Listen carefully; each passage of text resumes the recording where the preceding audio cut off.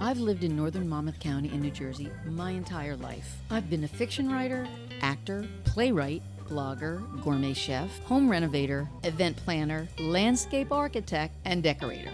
Now, I'm married to a professional drummer who is also an award-winning photographer, so the arts have always been really important to me. There are so many people in New Jersey that are involved in the arts, and I am planning to talk to all of them. Well, maybe not all of them, but a lot of them. And I'm inviting you to listen in. I'm Lucille Sapio, talking arts and culture, and this is Hazlitt Coffee Talk. What can I say about today's guest? Well, he's an incredible drummer, an award-winning photographer, and my husband, Gary Dates. Yes, today we are going to talk to Gary about things like the sound of metal and the real fear of losing your hearing as a musician, his existential crisis after our 1984 car accident, and the real need of a musician to have a live audience. Today you get a look inside of the head of the man I've lived with for over 35 years. Hi, Gary. Thank you for making the time to let me interview you today. Oh, for God's sake. Well, Lucille, you're quite welcome. Okay. Of course, I know a lot about your history as a musician and a photographer, but most of my listeners probably don't. I know you started playing the drums when you were a teen, but talk to me a little bit about what drew you to the drums. Led Zeppelin. When I first heard Led Zeppelin, that's when I got serious. John Bonham just floored me, and I wanted to do that. So how old were you? Well, I started playing drums when I was about 10. They got me lessons, but I really didn't stick with it. And then I heard Led Zeppelin, and that was the end of it. You started taking drum lessons prior to hearing Led Zeppelin. Why did you pick the drums? I really have no idea. There are plenty of jokes that they tell about musicians. How many of these jokes do you think are based on reality? I don't know. They're just jokes. Don't get defensive. I mean, if you feel like all those things that they say about drummers are true, you don't have to apologize for it. Let's move on. Okay. Everybody gets older and our skills start to deteriorate as we get older, at least physical skills. So drumming is such a physical skill, unlike playing the guitar, that it seems like it would be harder to be a drummer as you get old. What do you think? That's a myth that the drums are more physical than other instruments. People say that all the time. Oh, boy, you're really getting a workout. No, that's not true. If you're playing correctly with the proper technique, it doesn't really take a lot of physical effort at all. It's just like anything else. Once you've developed the proper technique, it's easy. You don't even really think about it. And it's not a question of physical exertion. It's a question of being able to control the bounce of the stick coming off the drum head. And that's technique. So as far as getting older, I mean, okay, I'm 65 now. I haven't found that I am any less able to do things than before. As a matter of fact, because I'm practicing so much now, I actually feel like I'm able to do more. But of course, being a drummer, you have to carry these tons of equipment. That's different. So yeah, I developed a bad back, but the act of playing the drums itself, no, that hasn't proved to be detrimental physically at all. But what is often detrimental physically is what happens to your hearing. We just watched that movie recently where the drummer in a heavy metal band lost his hearing. Okay, that's a movie, and that really is not the real world of being a musician.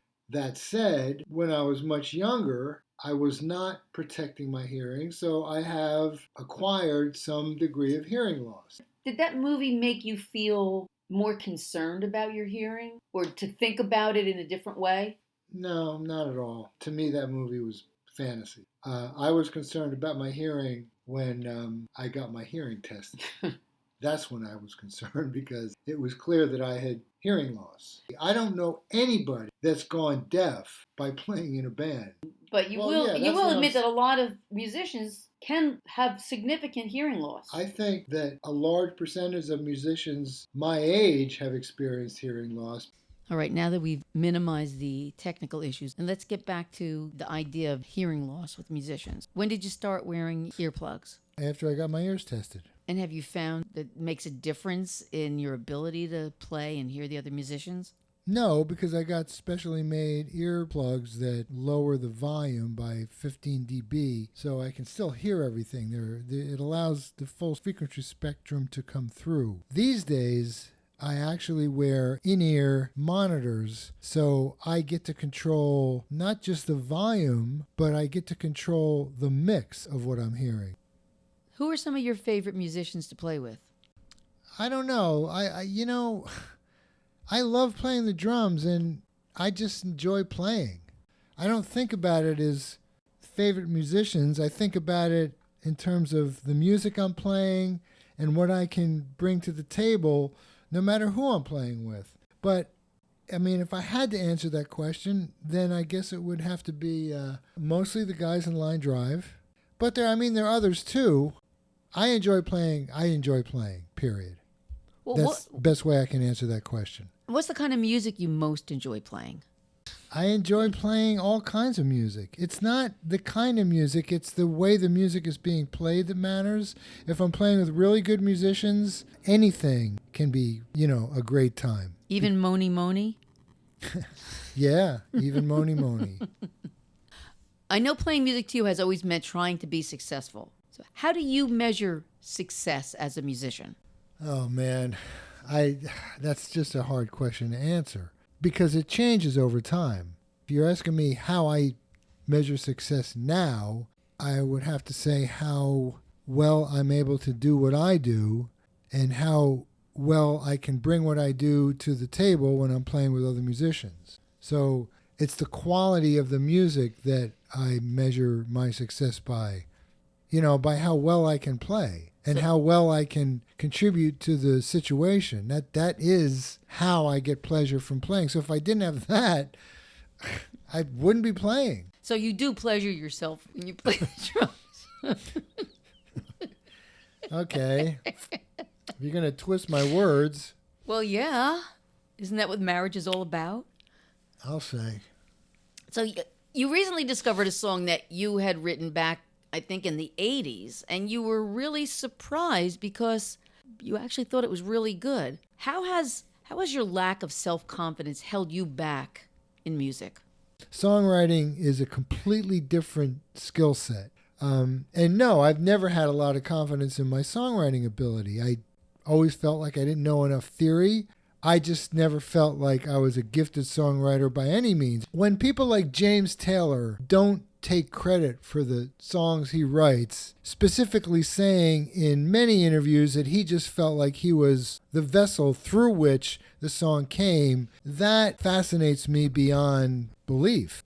I've experienced that. I've come up with stuff that was really good, and I have no idea where it came from. So songwriting is a mystical thing for me. There's no rhyme or reason for creating something good or not. Now, there are gifted songwriters like John Lennon and Paul McCartney. I mean, They knew nothing about music theory. No, but they did have an intuitive knowledge of theory. Let me go back for a moment to the whole idea of the physicality of drumming and how that affects you or affected you. Because back in 1984, you and I were involved in a really bad car accident. And as a result of that accident, you lost the use of your left arm for almost a year. Actually, it was a year and a half. What was going through your head at that time? That the idea that you might not ever, I mean, to me, it's kind of similar to what the drummer in that movie, Metal, like all of a sudden he can't hear. All of a sudden you couldn't really play except with one hand. Okay, it's interesting because Line Drive at the time was actually really close to getting some kind of traction in the real music business, not the local, big fish, small pond music business, but the real music business. I won't go into detail, but... Wasn't that when Springsteen was thinking about backing the band? Okay, I wasn't going to go into detail. I went there. But yes, who knows? I mean, there's 1,000 miles between Springsteen thinking about doing something, who knows what, and actually getting something concrete. So it wasn't like, we were on the cusp of huge success. It wasn't a done deal. But it was something. It was a door that was opening a crack for us. And then this happened to me. I went to a neurologist. He asked me what I did, and he very matter-of-factly just said, well, you're going to have to do something else. Talk about shitty bedside manner. And that was devastating. But also, on the other hand, it was a relief. A relief? It was a relief, yes, because I felt like I could take a breath and not feel all this pressure to be successful. In my mind back then, success meant being famous, having a record deal, all that stuff. And I always felt this really immense internal pressure that kept me awake at night, actually. It was a lot of anxiety, which I was doing to myself. So I felt relief. I felt like, okay, I can jump off that treadmill for a while. I can take a break from feeling like I'm not doing enough, I'm not successful enough, I'm not whatever. All of that self-flagellation for not being as successful as I felt I could be or should be, I could step off that for a while. So it was a strange combination of relief, but also great loss. I was unable to even hold a drumstick, much less play the drums. And gradually that came back. It never came back fully. I will never have the same ability to execute with my left hand that I had before. But you're playing better than you ever did before. Okay, there's a few reasons for that. Number one, experience. I've spent a lot of time playing music, and that alone, I mean, you can't help but get better. But also, I had to compensate for my lack of technique in my left hand. And also, once I was able to actually grasp a drumstick and hit a drum again, I just practiced my ass off all the time, trying to get whatever technique I could get back again. I basically had to develop an entirely new grip in order to be able to play at a level that was acceptable. So I now have kind of this weird hybrid grip. I can tell the difference. Like I feel it every time I play, but on the other hand, it's good enough. Do you remember the time we were driving? I know you remember this. We were driving up to New England to go skiing, and we were driving your van, and you decided that you would that you would sit in the back of the van and practice drumming as I drove. Yeah, I remember that. That was a complete disaster. It was driving me crazy, and I was like, it was a stick shift. And I think I must have like jammed it into gear or whatever, and you finally agreed that it wasn't a good idea for you to sit in the back of the van and skin. Yeah, that was not one of my smarter strategies. Well, look, let's talk about photography now, because as many people may know, you are also a celebrated photographer. A few years ago, you took up photography and you had pretty immediate success, winning a couple of shows, even getting one of your photographs in a gallery in Philadelphia. I was really happy until I actually saw the gallery, which was on the, like the 14th floor of this, like some art school. And the quote unquote gallery was a really tiny room, maybe like 8 by 10. No, it wasn't 8 by 10. Well, it was a small It was about room. 20 by 12. I mean, in my mind, as we're driving there, I'm seeing like there's a big gallery in Philadelphia with these columns, and I thought, oh my God. When we got there, the place was closed. We had to beg the security guard to let us in. So I had to laugh. I wound up just cracking up because the reality of that particular exhibition was much different than what I had imagined it would be. But, it really brings to mind a lot of the times when you hear about people's success, whether it's photography or something else, you have to always take it with a grain of salt, because in many cases, that's the kind of success people have. A gallery is, you may picture it a certain way. You may picture MoMA, and when in reality, a lot of these galleries are very small. If you go into any of the galleries in Asbury Park or Red Bank, they're not much bigger than that room. Okay, is there a question? No. That was an observation from the podcaster. So how would you describe the kind of photographs you take? They're fantasies, mostly. They're composites that I assemble in Photoshop. So I'll take several different photos, and I'll take elements from each photo to assemble a composition that is basically a fantasy. Now, you did a whole series of photographs featuring Barbie and Ken, and those were done in Photoshop to make them look life-size. But you also did an earlier series where you did these pictures on film, and they weren't composited. The Barbie and Ken series garnered a lot of interest from people. In fact, I think you won 1 or 2 awards for some of those photos, correct? I did, yes. I'm curious how you started, how you came up with that initially. It's kind of like what James Taylor was talking about. Those ideas just came to me. I don't know where they came from. I have no idea. And as a matter of fact, they were coming at me so fast, I couldn't keep up with it. I think most artists will tell you that it's the same with them too. All I can tell you is that the floodgates opened and I saw all these images in my head. I just had to go about rendering them. So I did. Fast forward to today, I kind of hung up my camera for at least a year, probably several years. I just had zero inspiration, zero motivation to pursue it. So I went from this incredibly productive period where I couldn't keep up with all the ideas to having nothing, literally nothing. Well, now you're working on a series of photographs that are featuring strong women. Yes. But even there, it's not like I have all these ideas. I don't know. Like, everybody's different. I know that Chuck Close, he's a famous artist. When asked about when he has these dry spells, he just says you have to work through it. Other people, like Sting, he went through a period of 10 years where he had nothing, and everything he tried just failed. I don't know where it comes from. So as far as this series that I'm working on, the context is, I want to portray strong women. I think that women historically have been put down in many, many ways, and that exists even today. So I wanted to kind of celebrate women in some sort of inspirational way.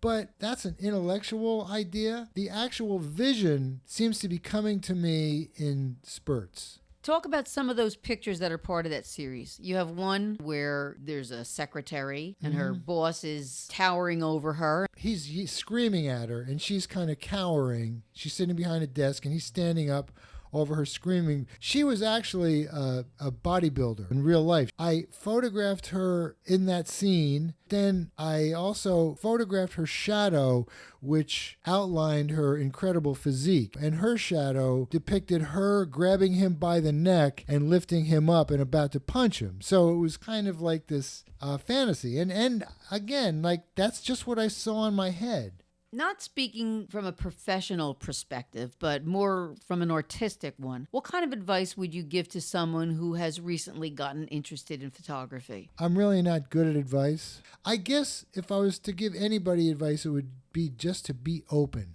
Be open to the creative spirit. I hate to use that word, but I can't deny the existence of some type of energy that if you're open to it, you can be the receptacle of whatever this idea is, whether it's musical or photographic or painterly or whatever it is. Any kind of creative endeavor requires that you be open to it. And as obvious as that sounds, it's really not obvious because our culture in particular does not help us or teach us to be open to that type of thing. Quite the opposite. You're taught to be closed. You're taught to memorize numbers or whatever it is. Creativity isn't really valued very much. And you can see it in the schools. There's less and less money spent on the arts. That's the things that get cut first from the school curriculum. Right. We're a very mechanistic, capitalistic culture, and money in our culture is the true religion. Money is revered in our culture more than any concept of a god, organized religion. It's really all about money. So I've always had a problem with that. I'm not saying that money is bad. It's just that I don't know how to create art to make money. I just don't know how to do that. If you're going to sell somebody something, then you need to be concerned about what they want. You have to be concerned about pleasing them, because if what you create doesn't please them, why on earth would they buy it? And that changes the dynamic completely. Yes, I've been artistically successful and I've gotten recognition for that for sure, but I haven't been commercially successful at all. I've had people come up to me and say the most amazingly gratifying things, but they wouldn't want that hanging in their living room. The fact of the matter is, financial success just doesn't do it for me. Before I forget, I want to make sure that we mention both your photography site, which is GaryDatesPhotos.com, but also your YouTube channel. I have a YouTube channel for photography, and I also have a YouTube channel for drumming. The YouTube channel is called The Creative Drummer. Right, so you go on YouTube and you just type in The Creative Drummer. Okay, I just want to make sure people had that. So let me ask you, what would be your dream musical gig? To write my own stuff and have a band that could go out and play it in front of audiences. All the practicing that I do wouldn't really have any value if I couldn't be in front of an audience. To me, that's the ultimate, that energy exchange, which I have felt. Most musicians know what I'm talking about, but you have to have an audience. Gary, this has been a pleasure. We talk every day, but we don't necessarily talk about this. So thank you for agreeing to be one of my interviewees. My pleasure. I love the arts and I love to talk, and that's why I'm talking to local artists. And if you like listening, then subscribe to my podcast. You can do it on this page, on iTunes, or anywhere you get podcasts. I'm Lucilla Sapio, and this is Hazlitt Coffee Talk.